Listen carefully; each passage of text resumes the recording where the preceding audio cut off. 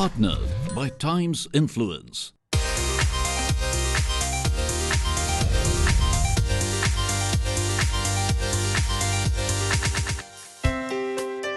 Rapid expansion of marketing channels and the growing clout of social media have altered content marketing in unexpected ways, with the consumer being bombarded with an array of choices.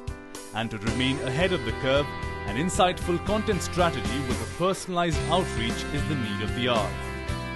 Content Marketing Summit 2017, a premier event, got together marketing professionals, high-end brands, celebrated publishers and cutting-edge tech enablers under one roof to share their experiences and ideas and the trends that are going to shape the future of the industry.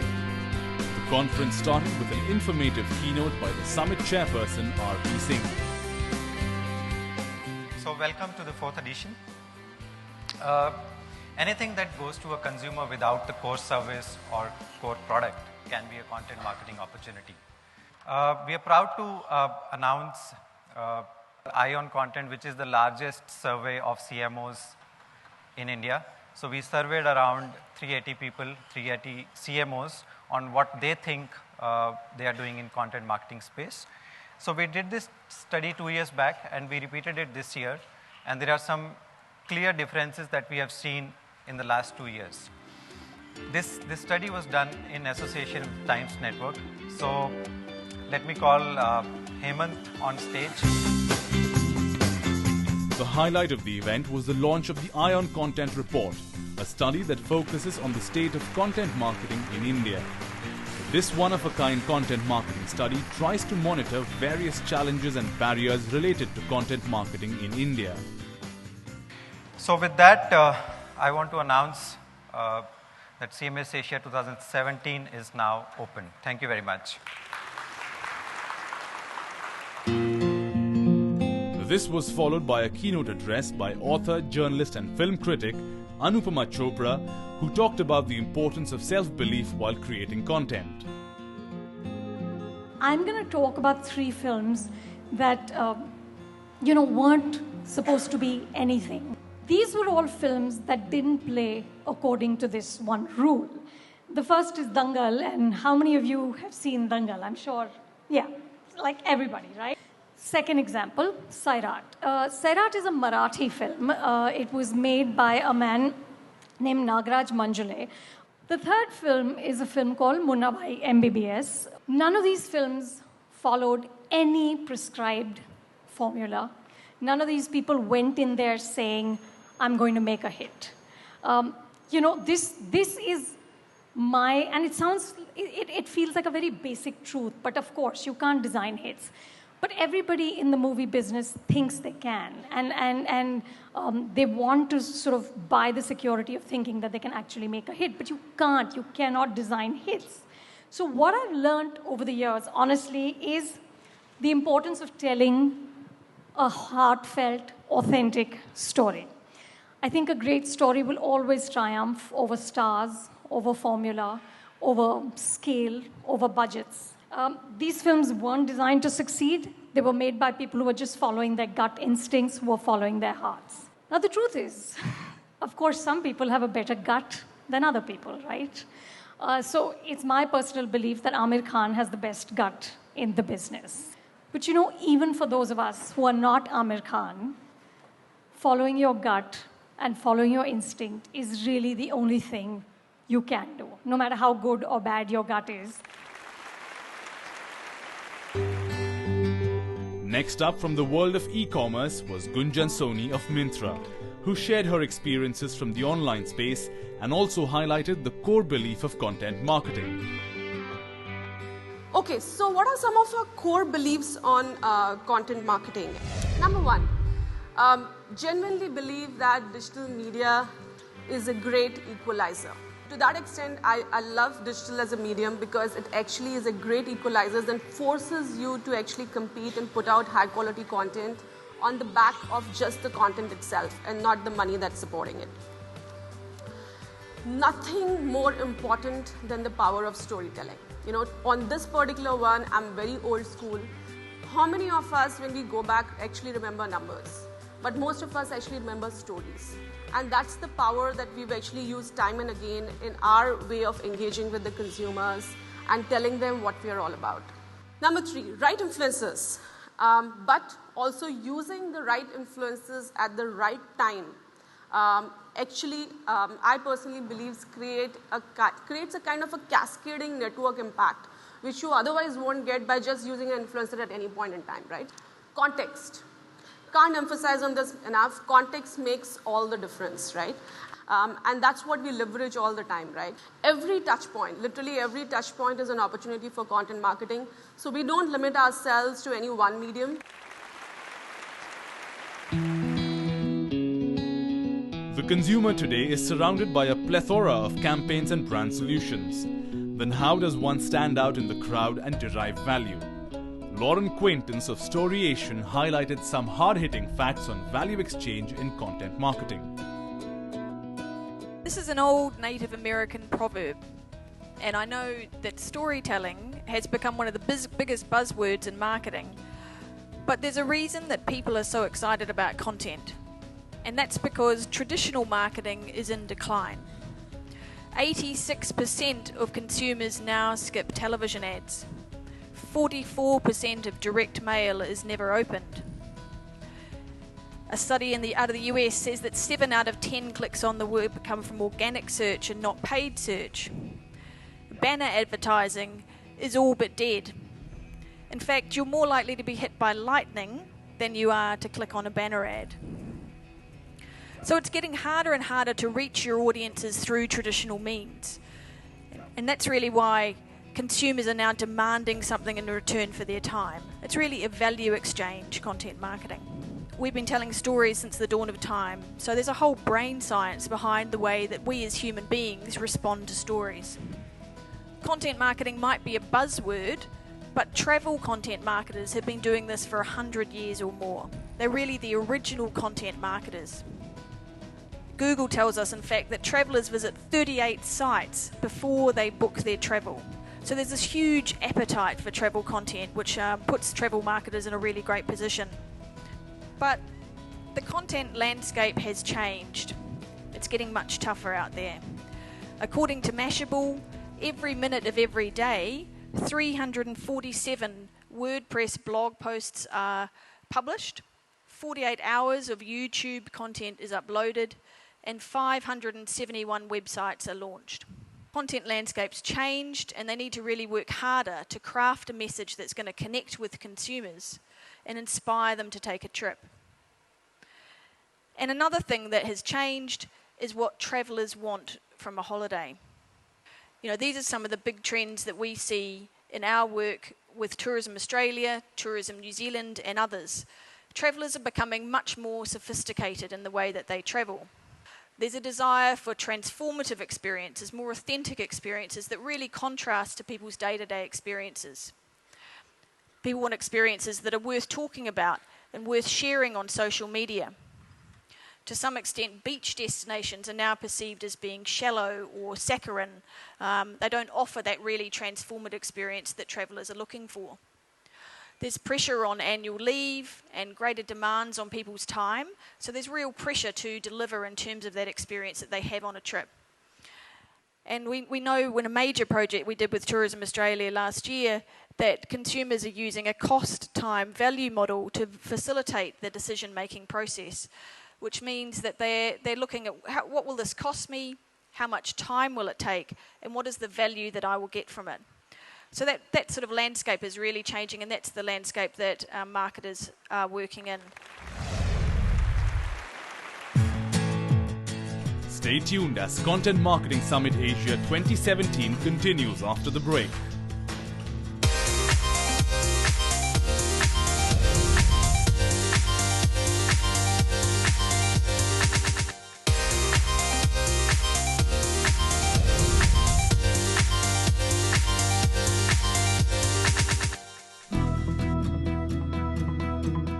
The fourth edition of the Content Marketing Summit Asia was bigger and better, giving a platform to over 500 marketing professionals to discuss and deliberate the growth of the content marketing ecosystem. Content marketing thrives on data, but most content marketers fail to reap its benefits. Virginia Sharma of LinkedIn India talked about optimizing the use of data before designing a content strategy.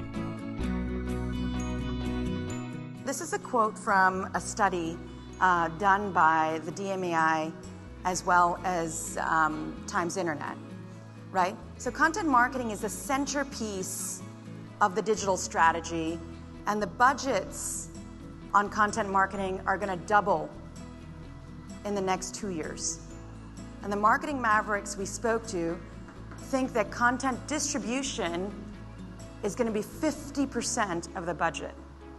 But I actually think that we're headed to the peak of inflated expectations. I know that's not what people want to hear.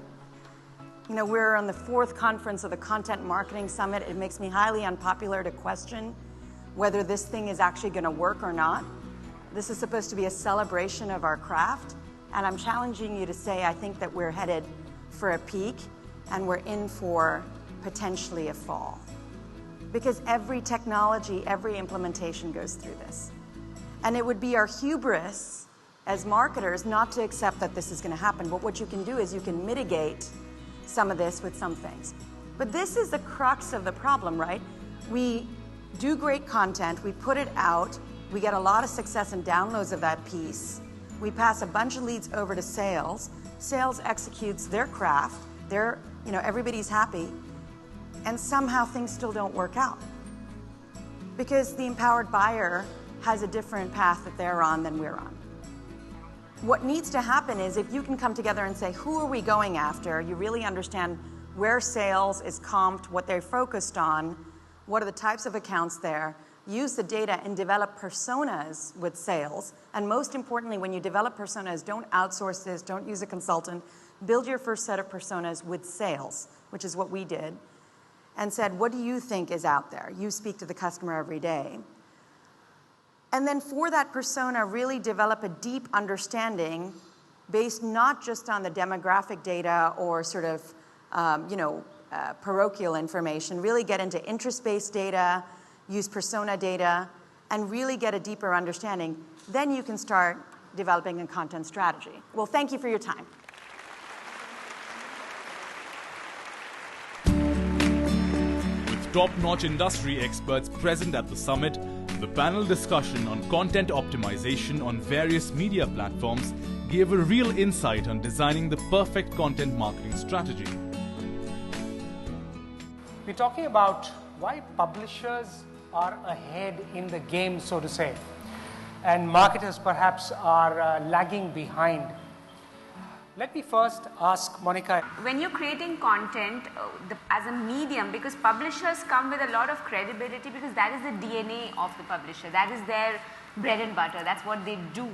And hence when you have a history of 20 odd years of existence of creating content which connects to the consumer, and now you're adding research as an element, which is, so there is a sense of gut involved, but there's a lot of research which goes on to it.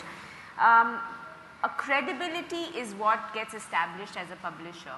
So with that as the background, I think it becomes easier for publishers to create content and connect with the consumer, possibly than a brand who is going to be creating content with their brand objectives. Publishers come with a larger exposure, larger ability to bring their experiences and the larger consumer connect they have, because they're not talking only to a segment or which maybe a brand is. So with that as the background, I believe that publishers have a slightly better edge than the brands when it comes to creation of content. So the addressable market, Gaurav, is far huge compared to for a publisher, which spans segments, which goes across segments. Does it make it easier for you to reach out via your content, reach out with your marketing objectives via the content that you create? Content is the reason of our existence, right? I mean, like these brands, Car Deco, Gaadi, Zig Wheels, all these brands have been built on content and content alone. There's much more confidence for me as a marketer also, to predict the course of the brand and actually make sure that the brand is loved and liked by people because of content, not because of marketing. So now that some of the confusions that I faced about 4 months back are starting to dissipate for me, personally speaking. And yeah, I'm like, proof is in the pudding. I'm like, the size of the company that has become is only and only because of content. Okay, so this is about numbers. What Monica is talking, what Gaurav is talking, they are about numbers. So you have to have a number, a fairly large number, if I may say so. But Dipanshu, you're not looking for that large number, yet that content is critical for you. How is that? Absolutely. I in this panel, I bring in the B2B perspective, right? The whole genesis of the magazine or the business that we have developed is based on the quality of content that we provide. Now, automotive technology, what Gaurav brings to the table, he's essentially talking masses. For me, my reader is a very niche, focused segment of the industry, which essentially includes your people from engineering, R&D, manufacturing, production, of course, also includes the academia, especially from the engineering students. So the challenge that I have as a magazine, as a B2B magazine, is I need to do content by the engineers, for the engineers, and about the engineers, essentially, right? So how do you go tell an engineer that this is what you've been working on for 40 years, but here's content that takes the game slightly higher? So that's the challenge, and that also kind of offers me an opportunity to engage with the community that I address. So we talked about a 360-degree approach that one needs to take as a publisher today, and that's exactly what we try and do. With a vision to revolutionize the content marketing ecosystem, Hemant Arora from the Times Network shared future trends and predictions in this space. So yeah, last year we saw content marketing taking the shape of science, where we said there is a funnel and it goes through the structured thought process of right from exposure finally down to retention. If you put the original, the basic fundamental concept of marketing right in front of it, you will find an exact reflection happening at the same time. So it was not very different from marketing. What you did over here suddenly changed the format in forms of digestible palettes or digestible formats as per the convenience and the choice of the consumer. That's the only change. Otherwise, at the fundamental level, we were sitting right on every single principle of marketing ever been there. One change between the creative and the media part of it, where we said that the 5 questions that we always asked, which initially were very clearly divided between the creative and media. So media will always ask where and when, and balance of the 3 questions were answered by creative.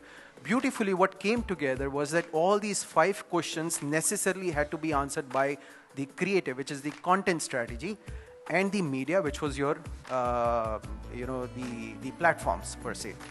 And then, of course, we have this brilliant piece called devices, and with that, the customer journey framework.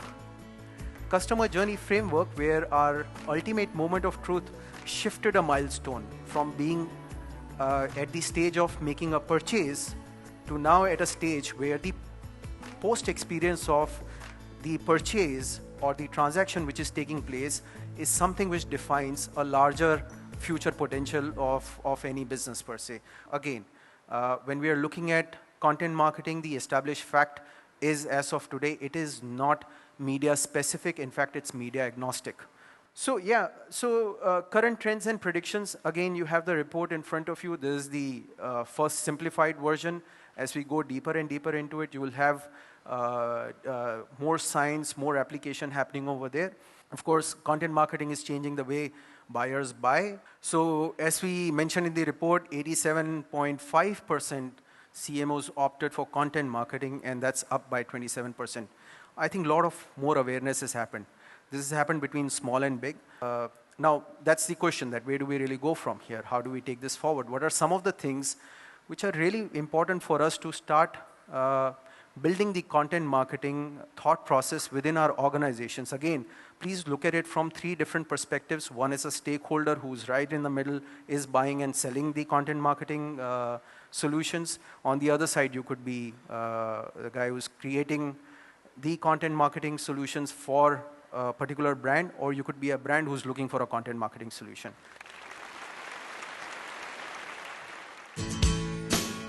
Last up was Katrina Neal of LinkedIn talking about the rise of data science in content marketing. I understand from some very eminent speakers the key to a great keynote is setting expectations really low. So I'm going to do that right now. I'm not a data scientist. I'm a content marketeer, just like you. What I have had is the opportunity to work with data scientists. And today I want to share with you, this community, what I've learned and why I believe that data scientists are critical for our future in terms of planning, creating and measuring our content marketing return on investment. So my personal journey started with my first data scientist I ever met.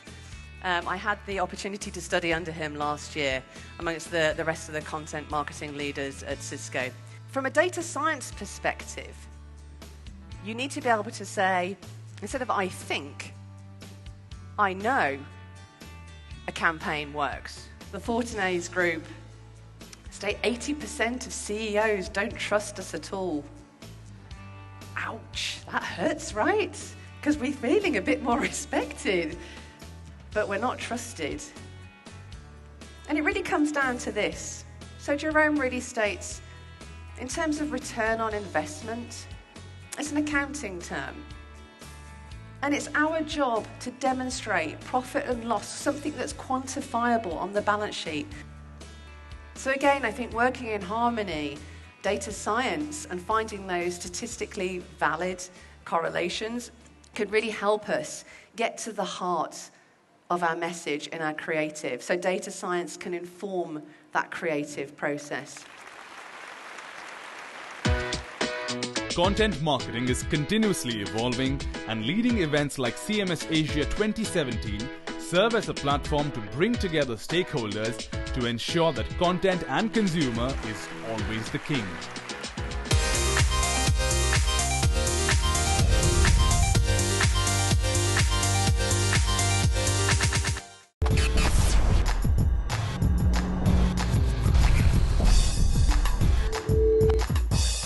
Partnered by Times Influence.